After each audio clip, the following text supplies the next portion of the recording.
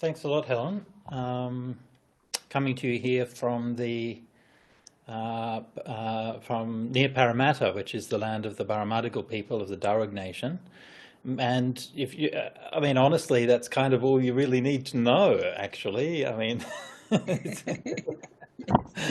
I don't know. It seems to me fairly obvious that since the land, was stolen from Aboriginal people, that they deserve some acknowledgement of that fact, and some recognition of the fact that that their voice is essential guidance for us going forward.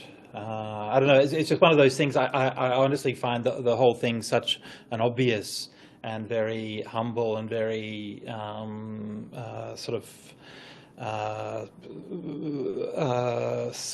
small, in a way small but profound ask that I find it difficult to get around my head why anybody would have a problem with it. Well, as from a Buddhist point of view, like one of the things that when we come from a point of compassion and a point of understanding, and that point of compassion and understanding begins with listening, and to listen to those who are here and to those who have something to say is, I think, foundational to the Buddhist path. One of the characteristics of the Dhamma is that the Dhamma will always, like when the Dhamma spread across the world, like from the beginning in India, through all the time Buddhism spread out to Greater India, spread to Central Asia, to Tibet, to China, Vietnam, Japan, and then more recently, it's always found a way of working with and integrating with the beliefs that were already there. And this, you'll find this in any Buddhist temple. Like you go any Buddhist temple, they have nagas and spirits and devas and so on. And Buddhism has always been like, yeah, okay, these things may be not necessary for enlightenment to go and make offerings to your local spirits or something. But we always want to be good friends wherever we go and to be part of that and to be accepting. And that idea of integrating the different spiritualities and beliefs has always been a part of that kind of gentle way that Buddhism has proceeded. When I was in Melbourne a number of years ago for an ASA conference, and for an event, and Venerable Thich Phuc Tan was opening his new Dhamma hall in Melbourne. And they had a Chinese dragon dance, but they got the local Aboriginal artists to paint the dragon as a woggle serpent, a rainbow serpent. And so this kind of idea where you have that integration, we even did this at ASA conferences years ago. I'm not sure if you were there, Chokyi, but we were in Brisbane one time, and we had the didgeridoos introducing together with the Tibetan monks chanting, which was a great little, nice little thing to be able to do. So for us, this has always been something that's been part of what we want to be able to do or to achieve. And to me, it's just such a meaningful way to make a step forward. The first thing, when I first heard about this thing, and I was first asked to take part in it, the first impression that I got was I felt such joy to feel like we could work together to make Australia a better country. And rather than just reacting against negativity all the time, but just to say, let's make a big-hearted gesture where we can step forward and do something that's meaningful and significant, and to leave our country better than it was before. And to me, that's the most powerful thing. Venerable, you're saying that we all have a lot to gain from a closer association with our Indigenous people? Sure. And what other aspects are there? I mean, you mentioned we're on stolen land, and a Buddhist morality is not to steal. Is that something you feel? Sure, yeah. I mean, this is a kind of ambiguity that lurks at the heart of the Australian identity, right? but the thing is that, this ask is not about saying, that there's some kind of, it's not about saying, look, we have to go back into the past and relitigate everything that's happened in history, right? It's not about that. It's about saying, let's build a better future.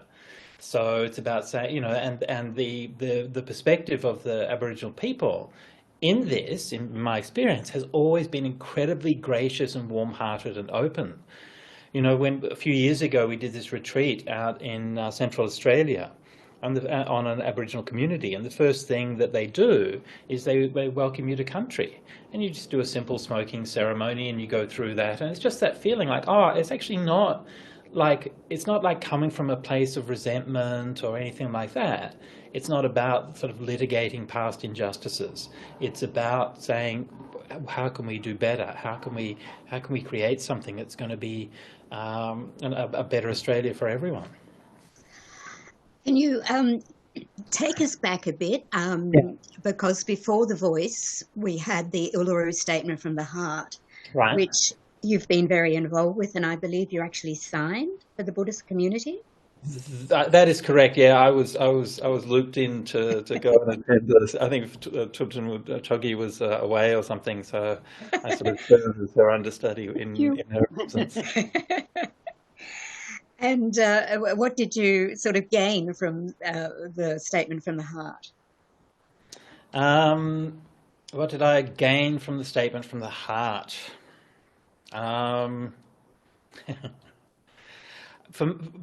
I guess for me personally, like probably for most white Australians, right, unless you grow up in rural areas or something, you don't really have that much contact with Aboriginal people. Certainly I didn't when growing up, and the first Aboriginal word I learned growing up in Perth was Lation. Lation? Lation. You know that word? No? So there were these Noongar kids who used to hang around with or mess around with occasionally in Perth. They say, I'm going to go to the Lations. The relatives. Oh, right. Yeah. So I'm going to go to the Lations. Yeah. And so this is like the first word that I used, and I think that's saying something important about how community and family is something that's still really, really central and really important. So over the years, I've had the chance to meet and sometimes work with, sometimes when I was a musician, play music with Indigenous people various times, and I've always kind of learned something very important from them. And in the chapter that I wrote for that, which I'm just going to shamelessly plug here for the Statement for the Soul, I'll put that in the chat in case anybody hasn't had the chance to read it. So I gave a number of the anecdotes. So I'm going to pop that in the chat for everyone. Yep. One of the things that I wanted to do with that was to just show how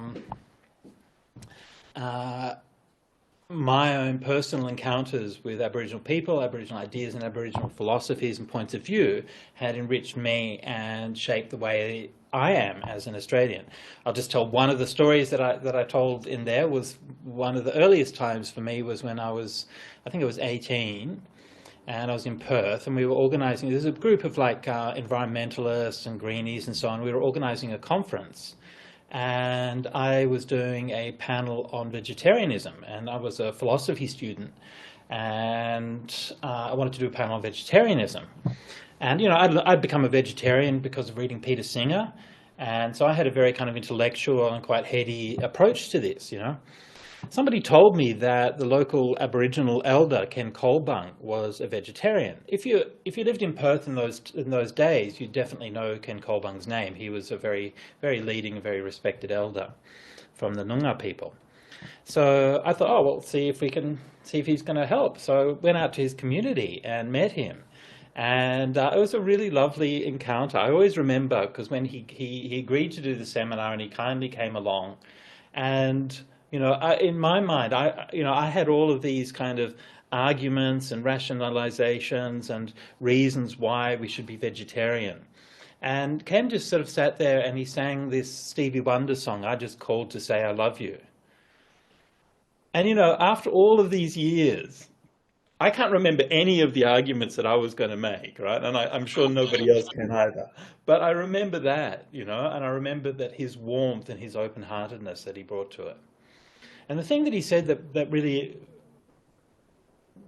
has lasted with me, he said he's not vegetarian because of any kind of modern philosophy or religion or anything like that. He's a vegetarian because of his traditional beliefs. And in his traditional beliefs, they regarded all creatures as their brothers and sisters. And they would only ever kill because they had to. And they would always apologize if they had to kill a kangaroo or a snake. They'd say, look, I'm so sorry, my brother, I'm so sorry, my sister, but I have to feed my family.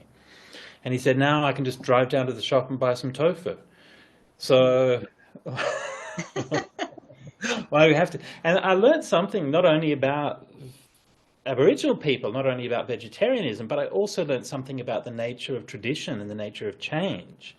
Like what mattered was not doing the same thing that people before him had done, but about understanding the values that had shaped their way of life. And sometimes if the circumstances have changed, then those values also should shape out change as well.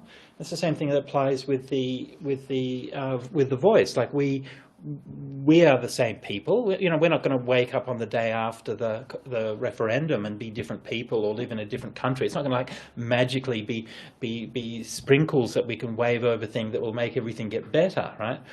But it's about a choice about how we can implement our values in a way that is positive and meaningful and constructive. And so to me, that's what I've really taken out of it. When you talk about Buddhist values and the debate about the voice, I mean, what can Buddhists bring to the debate? I mean, is it compassion? What other aspects of the teachings do you see as relevant? Well, could be so many. I mean, I think that one thing I just mentioned there about impermanence is really important. Yeah. And that should be fundamental to how we think about Buddhism and how Buddhists respond to the world, that things will change. There's also something which, I think more generally just a kind of an emotional, like when I was asked to do this chapter for the book Statements from the Soul, my first thought was to write from a perspective of compassion. And you know, this is something I've heard from so many other people as well. Oh, you know, compassion. Okay, obviously that's great. Compassion is great. So I started kind of writing, and it didn't feel quite right. I didn't quite know why.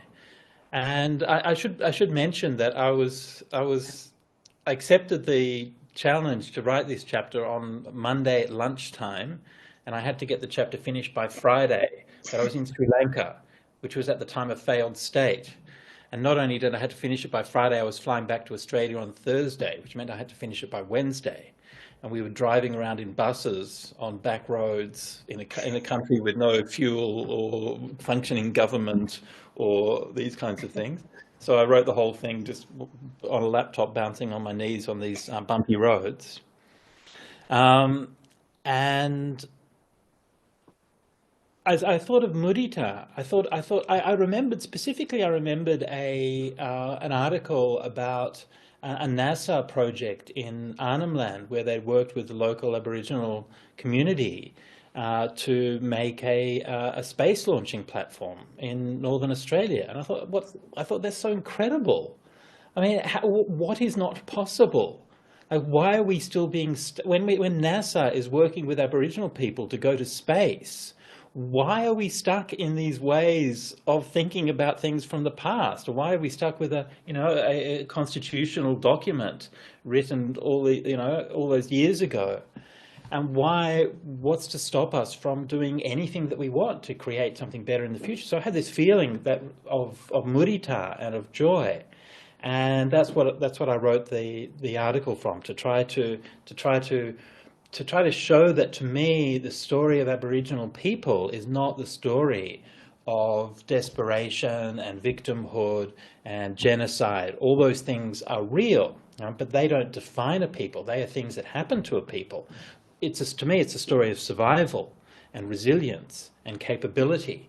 And that's what we need to support, is that creation of a new and abundant life in the future. In Australia, in many ways, and when we look to the future, I think that we are, this is a bit more speculative, but I think that we are in some ways trapped in our older way of thinking about what Australia is. In many ways, Australia is a developed nation wrapped around an underdeveloped nation. And the Aboriginal, usually what happens with underdeveloped nations is that their population grows much more rapidly. And this is what we're seeing with Aboriginal communities today. And I think it won't be too long before Aboriginal people are a majority in the Northern Territory. And this is also going to change and challenge the demographics of Australia in many ways. And it's going to impact us in ways that we are not really thinking about and not really prepared for. One of the things that's been raised a number of times by the Aboriginal people I've been engaged with during this process of The Voice is also the impact of climate change. Because as with everywhere in the world, climate change will disproportionately affect the most disadvantaged. And in Australia, that means the Aboriginal people. And so we're looking to a future in the next 10, 20, 30, 40, 50 years where the Aboriginal population will increase significantly while the rest of the Australian population will stagnate apart from immigration. But at the same time, that much larger population will be extremely vulnerable to climate change, especially extreme heat. So you think about it, you try to live in the Australian desert when the heat goes up 5 degrees or 10 degrees compared to what it is now. Yeah. There are limits to what the human body can stand. And this is going to create a huge amount of issues. Apart from anything else, it's going to create a huge migration issue. We're going to find that many people are having to move places because the places that they live in now are simply not going to be livable. And so there are going to be all of these challenges that we're facing in the future that we're really not prepared for. And we need, we need Aboriginal voices. We need advice. We need words of wisdom, and without it, we're going to be lost and we're going to be floundering. I think it's more than Aboriginal voices and words of wisdom. We need them, where policy is made and having influence there. And I mean, that's my understanding of The Voice, that there will be influence directly on policies. Do you see it that way? Yeah. So the Voice is restricted to being an advisory body, of course. Yeah, influencing. Yeah. Advising on legislation that affects Aboriginal people. So, but in that regard, an advisory body is something. Being able to advise government is something which is very powerful. Like, of course, government doesn't have to follow advice, and it shouldn't have to follow advice because advice is not always right. But it's often very helpful for people in positions of power to be able to follow advice. I mean, if you're in a leadership position, you'd like to be able to get good advice and follow the advice, because in part that lets you not take responsibility. If it works, you can take responsibility, and if it doesn't, you say, oh, well, they're the ones who advised it. So it's really... It's speaking from experience here, but anyway. Yeah, I agree. Having an advisor in the room, right, is so crucially important. I was thinking about this the other day. I don't know if anybody saw. There was a documentary a number of years ago came out called The Fog of War by Robert McNamara. One of the stories that he gave, he was the Secretary of Defense for the US in the time of the Bay of Pigs. The world came closer than ever to a nuclear war. And Khrushchev was sending his ships to Cuba. Everybody was telling Kennedy that Khrushchev wants war, and we have to prepare for a nuclear war. And there was one man in the room who had formerly been an ambassador to the Soviet Union in Moscow. And he said to Kennedy, I knew Khrushchev. We worked together. And I can tell you, he doesn't want war. He wants a way out. But he needs to save face, otherwise he's going to lose his job and probably his head. So we have to give him a way that he can back down while saving face. And because of that advice, that's why we have a world today. That's why this world isn't reduced to radioactive ash. There's literally the presence of an advisor in the room. And that was the time that we came closer than ever to that annihilation. So we should never think that an advisory body is somehow something that's weak or that's not going to make a difference. I think it's something which no matter what happens in the future, and no matter what shape the policies or the legislation that the government implements regarding Aboriginal people, that it's always better to have that advice. And yet one of the arguments that we hear trotted out is that there's not enough detail about the sort of arrangements for how that advice would be given. And although the Constitution doesn't go into detail like that, that seems to be a real problem. Yeah. And you're a Buddhist monk. I don't expect you to go into the politics, but just, yeah. I mean, to me, this is such an obviously bad faith argument, right? Anybody who knows anything about the Constitution knows that doesn't go into detail, and it shouldn't go into detail, right? That's not what it's for, right? And that's not even like an issue or a thing. And equally obviously, if there was detail put into it, then they would be spending all their time litigating the detail, right? So these are these kinds of bad faith arguments. You can't really win with these kinds of things. So I think we need to clearly distinguish between what is a legitimate concern and what is a bad faith argument.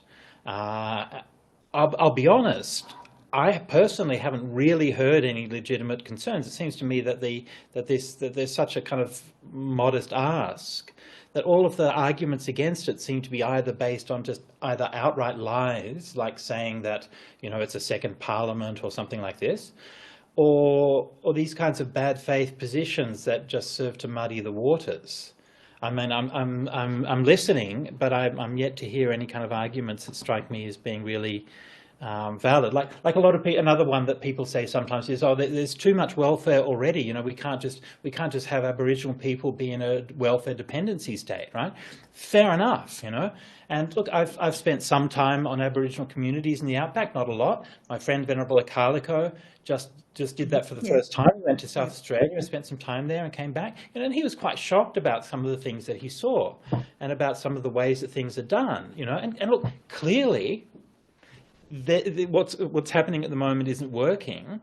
And yes, absolutely, there are some cases where money has been thrown at it and it hasn't really had the effects that it should have, absolutely. And equally obviously, there's a difference between having welfare support for people who are in need and creating a people who will be perpetually in need in dependence on welfare, right? I mean, these are two different things. But the problem with this kind of argument is that, well, what's your suggestion then? I mean, if these things were obvious and the answers to them were obvious, we would have those answers already. These are in fact complicated issues. And how do we make better policies? Well, maybe an advisory body would be a start. So this is the thing. It's not that this is a kind of a harbinger of expanding the greater welfare state for Aboriginal people, right? Who knows, right? Maybe their advice will be, it's up to them to give what advice they think. Maybe they think, oh, actually, this isn't an area we should be expanding welfare. This is an area where we should be doing this instead. And that's up to the advice of the Aboriginal people on the represented through the voice, and up to the government of the day to implement things. Unfortunately, though, we're seeing a lot of fear being generated, a fear about what could happen, about all sorts of possibilities that the advisory body, in whatever shape it is, might put into action. So, in the next months, I I see things getting quite ugly and a lot of fear, and I wonder, you know, as Buddhists, what can we do? Yeah, Because look, I think. Sorry, Helen. We're just seeing that very ugly side of Australia at Yeah. the moment. Yeah. Well, look. I have to admit, I tend to try to ignore that stuff. So I'm not necessarily seeing the same things that you all are seeing. I'm not.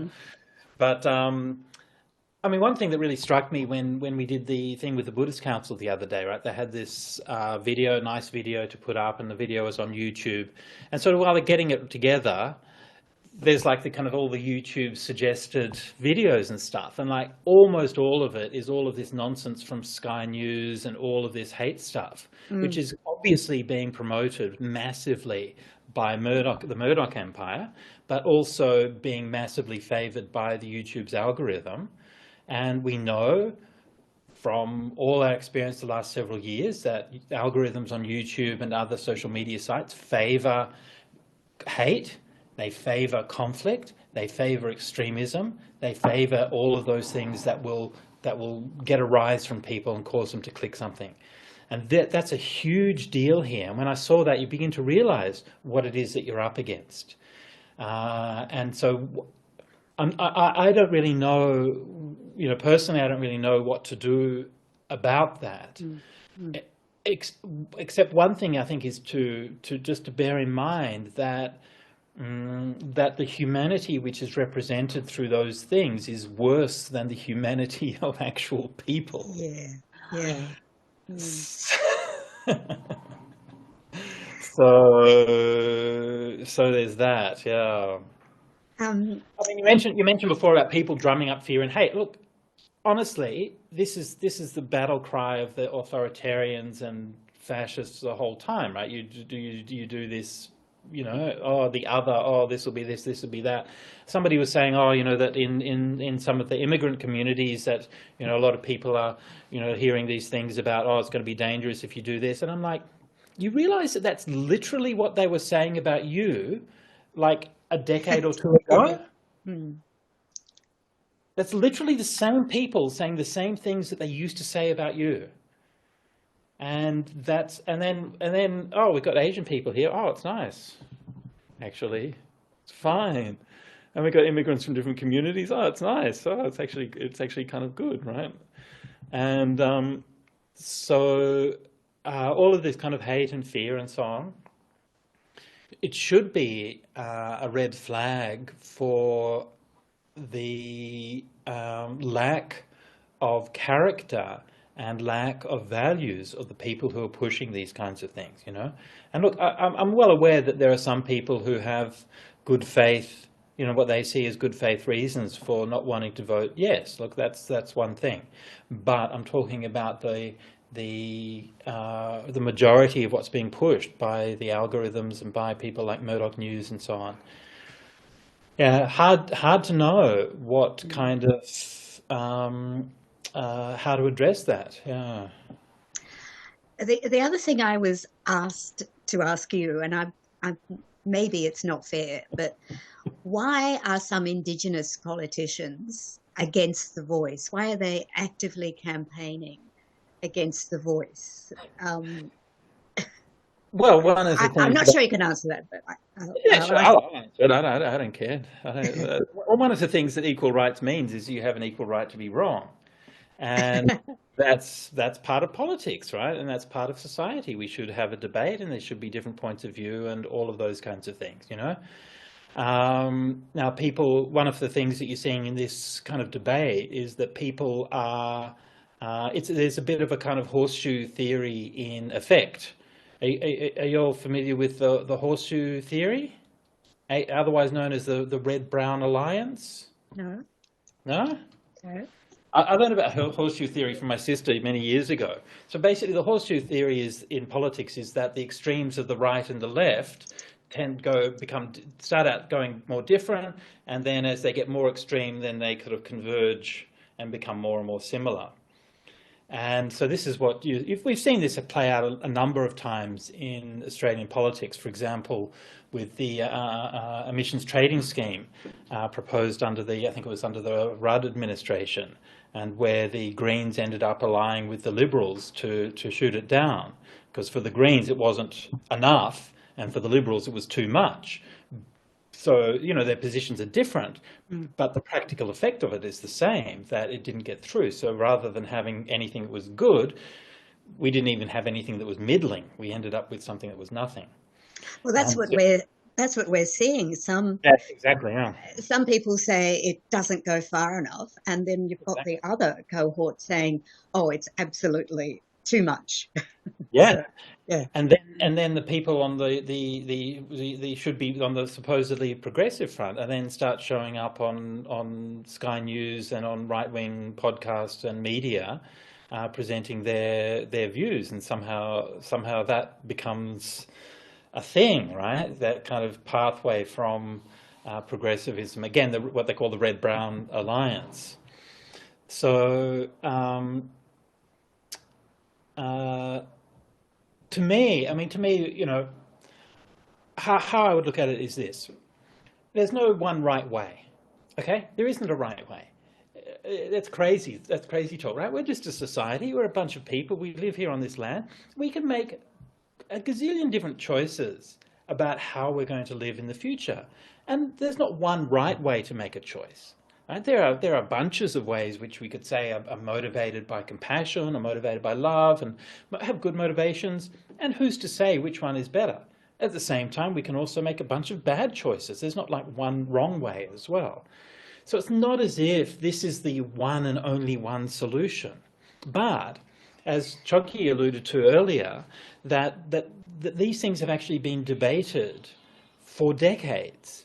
And if we're not sort of in that sphere, then maybe we're not really sort of aware of the history of the debates. I mean, I'm not personally that up on it, but speaking with some of the folks who've been involved with this, then these things, different proposals like treaties and constitutional reforms and native title recognition and all of these kinds of things have been part of an ongoing legal and social debate for many, many years, many decades. And the fact of the matter is, the voice won. It's as simple as that. Of all of the proposals which are made, many of which may have been fine and maybe even better, I don't know. But this is the one that was settled on, and that there was a large, strong consensus of Aboriginal leadership to support. 250 Aboriginal leaders at Uluru supported this, 7 opposed. And today, 86% or something of Indigenous people support it. That's a massive supermajority, bordering on a consensus. Yeah? As close to a consensus as you could hope to get in any kind of reasonable situation, except for WA's Labor government.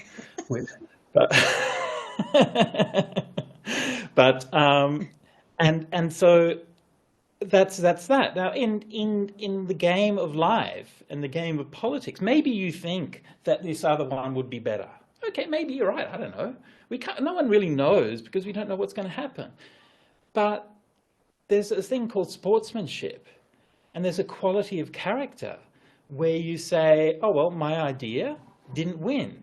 We discussed it. There was a debate, and this was the one that people agreed on."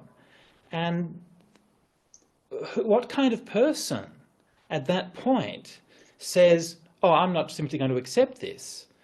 I'm going to try my best to tear down the option which they decided on"? Who does that? Well, we all know who does that. I mean, for a start, the Republican Party in America does that. That's the kind of character, that's the kind of personality of the person who's not able to simply accept that, well, I didn't win. My argument wasn't successful. And that doesn't mean that you weren't right, and it doesn't mean you don't have anything to contribute. But it does mean that at this point in time, in this moment in history, we have an option on the table, and we can either support it or reject it. If you look back in history, Australian nations formed 120-something years ago. 60 years later, it took 60 years for the Australian Aboriginal people to be accepted as citizens, to be given the right to vote. It was in the 1960s, around the time I was born. 30 years after that, we had Aboriginal title and Mabo, native land title and Mabo, yeah? And now it's 30 years again. So these changes come about once in a generation. And if this fails, it's going to be another generation before we have another chance.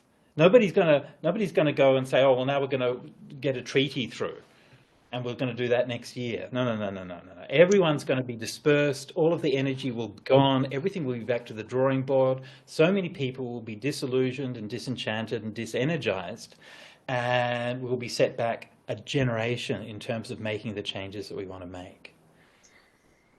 At this stage, I'll bring in Venerable Chokyi, who also has been very involved. And just to start off with, Chokyi, what do you think it'll be like? Because all the polls are saying that the No campaign is going to win.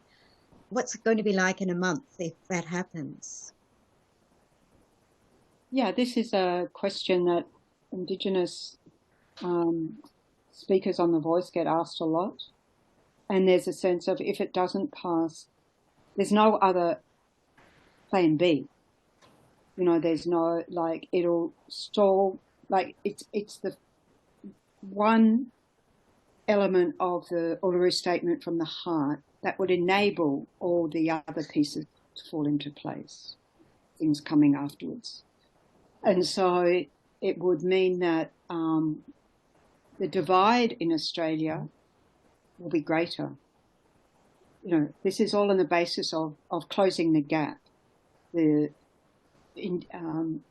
terrible record in terms of Indigenous health, Indigenous education, employment, life expectancy, and all this not because Indigenous people themselves and the rate of incarceration, not because Indigenous people themselves are a broken people, but we have policies, and that's why they ask for the voice. We have policies that are implemented that turn back the good that's being done by the communities, the fact that they're a very good community-based program, and then we had the intervention in the Northern Territory, so they took away the funding of the community-based programs that were going well and imposed a top-down approach. Yes, you know, funnily enough, didn't work. So we can't keep doing what we've been doing. And it's such a simple ask. It's merely to say Indigenous people want enshrined in the community a body that will be representative of people from Indigenous communities across Australia, as diverse as they are, that will have a voice, will have a say in policies that affect them. As you were saying earlier, it's only advisory. It's only saying, well, we think this model will work, basically, because of from our communities. So it's a very, very simple ask, and it's based on the history of having had body after body set up that wasn't enshrined in the Constitution, and a lot of bodies get set up and dismantled. But as soon as a change of government or a change of policy, then that goes out the window. We've had fantastic models of representation that actually the rest of Australia could learn from. And so when it comes to there's no detail, and in fact there is, there's a 20-page document, 26 pages. It sets out within that how many number of regions, how many people from each of those regions, and it's all based on the Indigenous population of each state, how many representatives there will be, and how it'll work. Right, that's a foundational. So the structure's there in place. So it's not that there's no detail at all. So I think, you know, the question arose, what can we as Buddhists do? And I think the first thing is be truthful, stick to the facts. Okay. The second thing is that, unfortunately, because this has become a big key political issue, people are responding in that way. However, if we talk about it being a moral issue, a social justice issue, redressing past disadvantages, and injustices without blame, simply saying, okay, this is why we're at where we're at, and let's work out together. Aboriginal people, Indigenous people are 4% of the population. That's an increase in the last couple of decades from 2%. So it is increasing, as Bhante Sujato was saying. However, their social status hasn't increased. And so Indigenous Australians are offering this, that we work this out together. Not that we say, our group wants this, our group wants that, and this other group wants that. But this is the majority say, okay, this is a way we can be heard. This is a way we can have policy that we can implement on the ground. So that's all it is. There's no money involved. In fact, for generations, Indigenous people have been saying, we don't want sit-down money. So the handouts, as they call sit-down money, we don't want sit-down money, we want self-determination. And so not saying we want an independent nation state, being realistic in the times in which we live and saying at this time in our history, the only way that this is going to work if we do it together. Aboriginal people very early on learned about British institutions. From the beginning, writing to the Queen, writing to Parliament in Britain and so forth, lobbying, used all the mechanisms and continue to do so. And so they're not uneducated. It's not, I think people still have really stereotypical views of Indigenous people. And why not that they have different views? Because we all have. We can't all agree. A family can't all agree with each other. How on earth do you respect many different nations of people living on the same continent?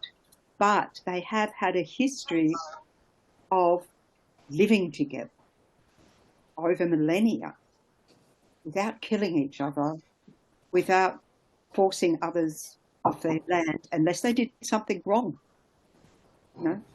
And so I think we've got a lot to learn.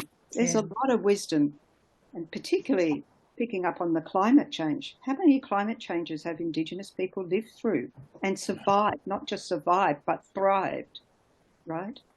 They know so much about this country, about the waterways, about space, the astronomers, you know, and that all that wisdom is being consulted.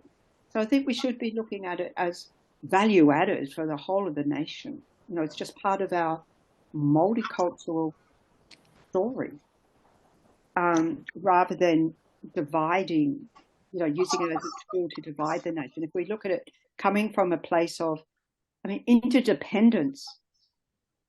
The Buddha taught about interdependence. Aboriginal people lived it. Reciprocity, you know, relating to the land, realising the importance of land for culture, if not just for food, but for culture, for livelihood, for, you know, using it in a restorative way so that it was indeed passed on to the next generation in a good condition, if not better condition than you found it. So I think, you know, if we had those examples or had those voices saying, you know what, this is a win-win. It's a gracious offering, in fact.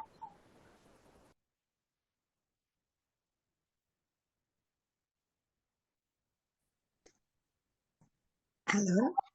Yes, it said it said you muted me. So I'm sorry. I was trying. There's some feedback coming through. I'm so. Oh, sorry. okay. I was trying to get rid of that. I'm sorry. Keep going.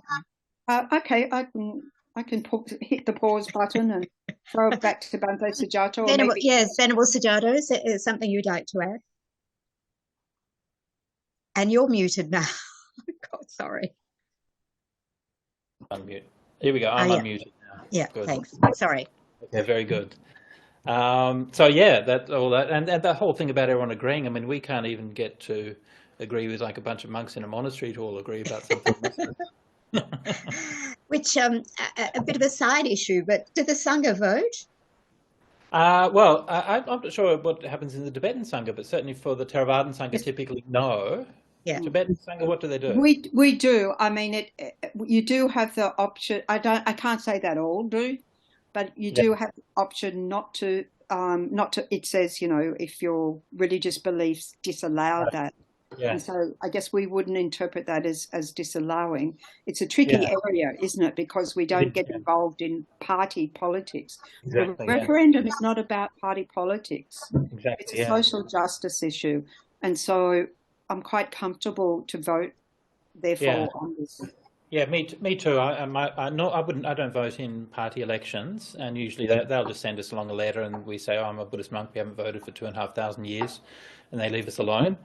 But this same thing is exactly you said to me. This isn't a political issue; it's a matter of fundamental morality. So I'm quite happy to vote for the referendum. I should just mention in passing, though, that even though there's that kind of practice among monastics, there's no actual ban. The Vinaya doesn't actually prohibit voting at all. So it's kind of a custom in Buddhist countries to not vote for monastics. But it's certainly not something that's the Vinaya prohibits at all. Has anyone got any questions? Because we've only got about 10 or 15 minutes left. So if you do have any questions, please put them in the chat room. I can't see where that feedback's coming from, so because I think everyone's muted. But if you do have a question, put your hand up or put something in the chat room. Helen, can I just mention what people are maybe sure. Thanks, Sharon, for posting the conversation with George Megalogenis on, I think it was on Monday. I know it was driving back there. And I listened to that, and it was so very good. And it wasn't about politics, it was about statistics, and how the voice referendum will work in terms of the states and the history of the states. So that was really, really, really wonderful perspective to have. And Venerable Chokyi, I heard it too. And, referring back to the way it's been getting ugly, George said that if the no vote gets up, they might be the winner in the short term, but in the long term, people will really hold it against them. And so in the long run, the people who voted yes will never forgive them. So in the long run, they're the losers, even though in the short term, they might. Sorry, Sujato? I guess we've seen with the Yes campaign has been respectful, has been open, has been honest, has been from the heart. And if I get that if you're in opposition, you've got to be oppositional, but being adversarial in an aggressive and abusive way, I don't think helps at all. And I would hate that to be set the tone for where we are as a nation, that we hopefully can rise above that level of aggression. As the Dalai Lama said, these aren't fangs, these aren't claws. We're not made to tear each other apart. We've got soft arms. We're made to love each other. That's very sweet. I mean, I think one of the things I think maybe, Helen, that was a bit overstating. You said before they'll never forgive. I think that there's a massive capacity for forgiveness. I wouldn't necessarily say that. I was quoting George. Okay, quoting, no problems. But I think realistically, how do I put this? I remember what I mentioned before about the demographics and about the expanding population. That also means that the Indigenous population is, relatively speaking, young. And young means a lot of young men. I hate to say this, but when you disenfranchise a bunch of young men, they're going to get angry. And the reality is that it's very likely this is going to cause a swerve to radicalism, especially under younger and disenfranchised Aboriginal men. Now, who knows what the consequences of that are, but realistically, if you don't bring people into the house and welcome them and you leave them out in the cold, what do you expect?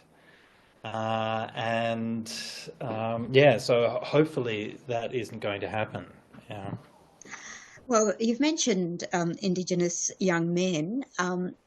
A real concern from what I've heard, a real concern for me, you know, Sakyadhita is for women, and a Yeah. real concern is the situation for Indigenous women. I mean, we hear these shocking Right. stories of Right. domestic violence. Right. So I don't know if Venerable Chokyi or Venerable Sujato who would like to answer, but what is there anything we can do to reach out to support and help them? Perhaps Venerable Sujato first. Oh, look, I don't think I have enough sort of specificity in understanding the sort of cultural context, which of course are very diverse, right? The situation with urban Aboriginals is very different. You know, rural Aboriginals is another thing, outback is another thing in different regions, and so on, of course. I'll just share with you maybe just a little bit of experience. Many years ago, I spent a few weeks on a community called Imampa, and my very dear friend from university, she's one of my closest friends for my life. She rejoices in the name of Thisbe Sester Hermione Purick, and she was anthropologist by training, but she was working as essentially kind of a women's support in the Aboriginal community. So basically, she was living in with the community and teaching and helping to support the women and trying to get better health outcomes, you know, trying to teach people about nutrition and even like basic things like, you know, like a diet that isn't based on white flour and white sugar, you know, and, you know, this kind of mismatch between, you know, certain things, people being like incredibly knowledgeable and sophisticated with. You know, like she said that one of the things that, like, if they wanted to go and visit their Lations in the next community, they just like jump in some old beat up car and just drive across the desert.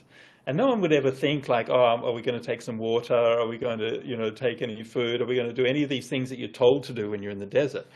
But she said, like, then the car would break down and they'd all be fine, you know? And they'd all like, you know, oh, we'll collect some sticks, you know, find a goanna, we'll cook up a meal, you know, we'll wait for somebody to come and everything. And like on one level, they were so at home and so competent to be able to handle themselves.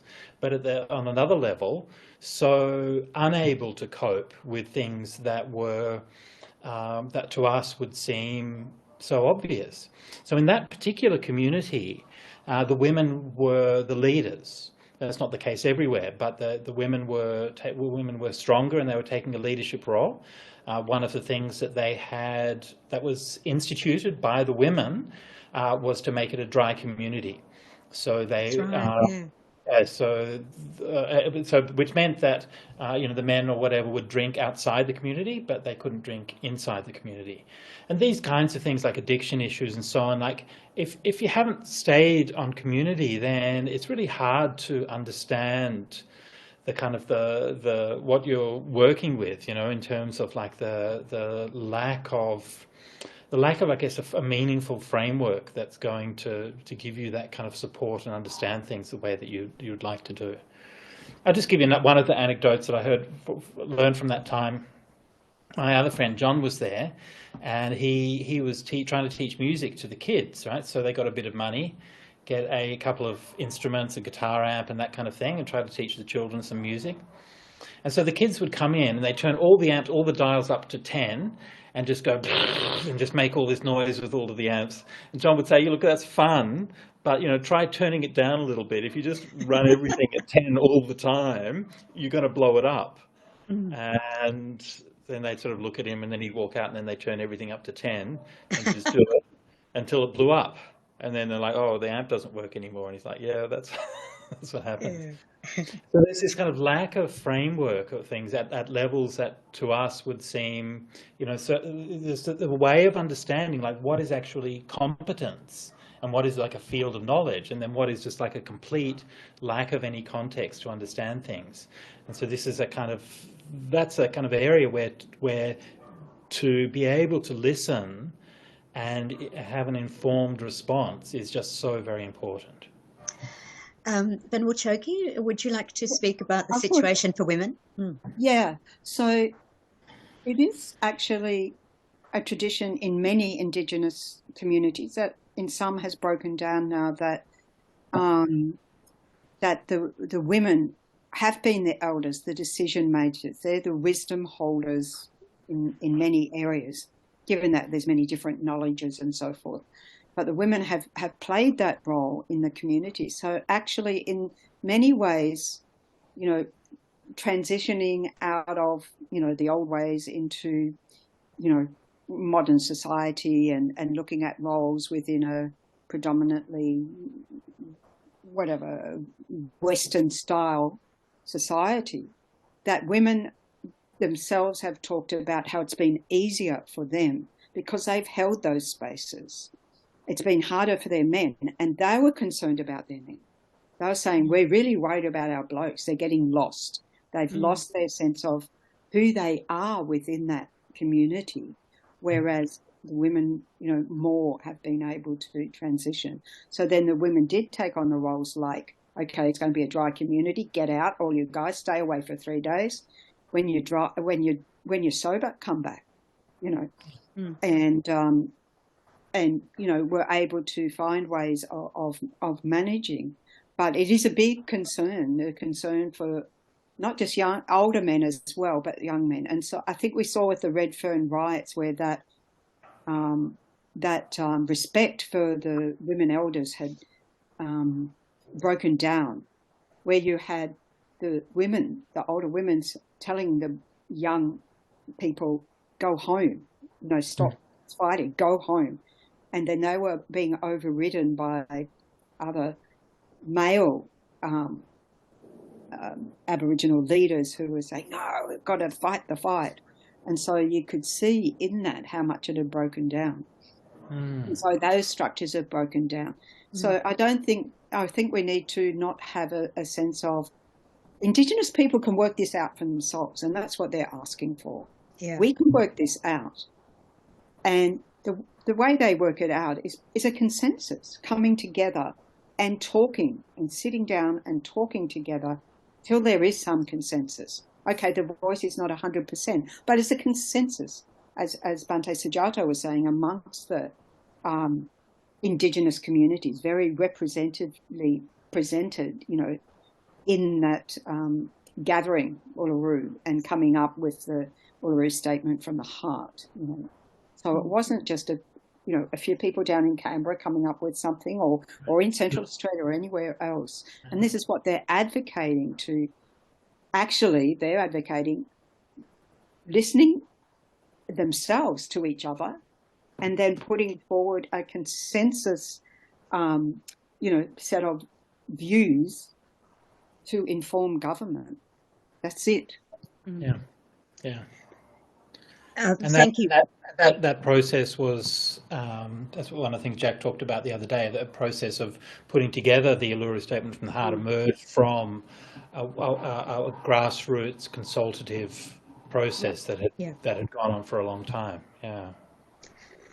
Okay, well, unless there's any questions from the floor, and I can't see any, but if you'd like to, it's not too late to put them in the chat room, or put your hand up. I can see you all. So I'll just ask you both as a final question, how we should get through the next month. You know, as I said earlier, things might get ugly. So what should our approach be as Buddhists? Should we be campaigning or taking it quietly, meditating? Venerable Chokyi, your thoughts first?